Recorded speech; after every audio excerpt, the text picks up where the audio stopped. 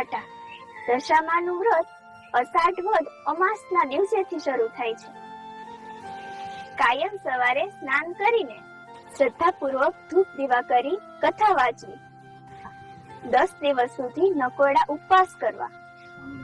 માટીની સાંઢળી બનાવી તેનું પૂજન કરવું અને 10મા દિવસે એ સાંઢળીને નદીમાં પધરાવવી.